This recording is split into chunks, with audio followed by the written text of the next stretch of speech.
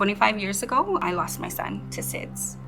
I was a young mother. I encountered a very poor experience. My son was brought into the hospital and we were treated very differently. I was denied the right to hold my son and the nurses turned their backs on me.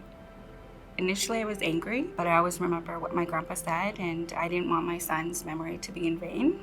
So I said I was going to be one of those nurses and I was going to help our Indigenous people, and so that they never had to experience this. And if they happen to go through that tragedy, that they would be supported at least. That's what drew me here. I truly believe it was that calling for me, and it was 25 years ago.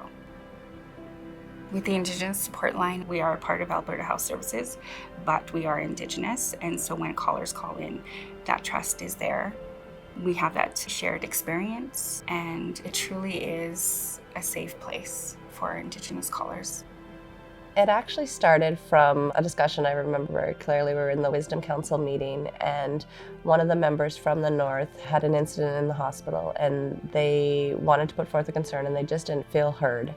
This really resonated with a lot of the members of the Wisdom Council, and they said, this is happening too much for our Indigenous people. They don't have a safe place to go, they don't have a safe place to call, and that we really need something specific for our Indigenous peoples. And so they put forth the idea for an Indigenous 1-800 toll-free line where Indigenous peoples could put forth a patient concern. And so the Wisdom Council overwhelmingly supported to say, let's test this in the North, and then hopefully spread that across the province. So what kind of resources are you guys looking for?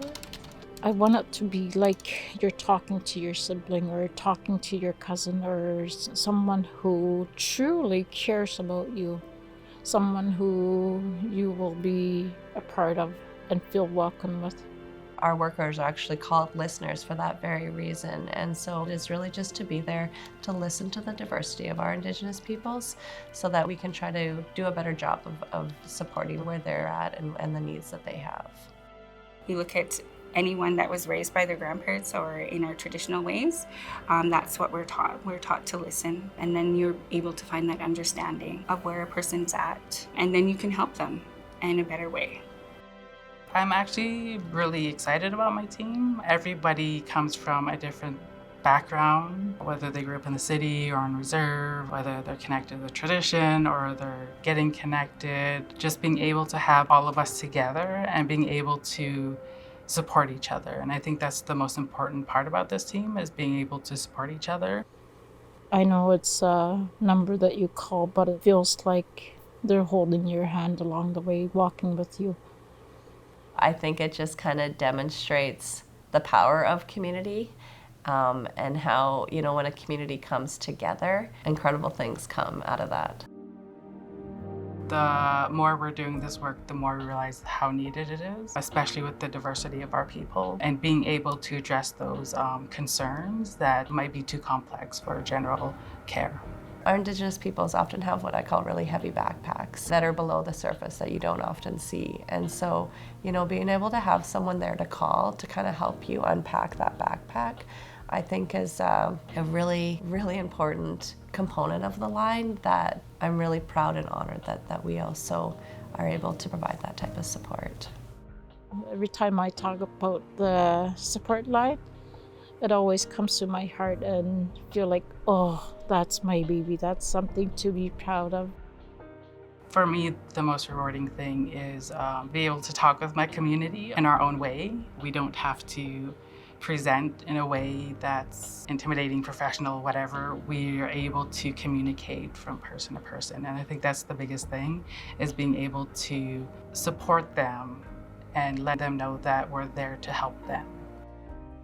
I think about how many times they've fallen through the cracks, and now there's a place where they can go, a place where they can call and get that support that, every other time maybe they've tried, they've either hit a roadblock or, given up, and we don't want that. Our people are so incredible. They might just need a little bit of extra help here and there.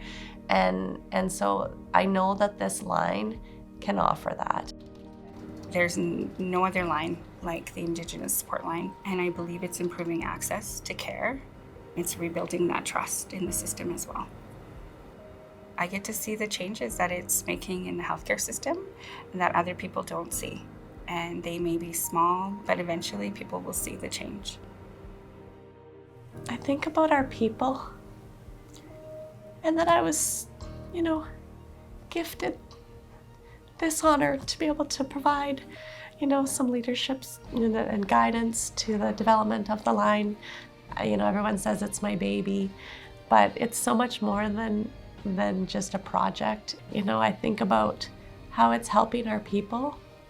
That's what I want in life. I've always wanted in life. So it's really special to me.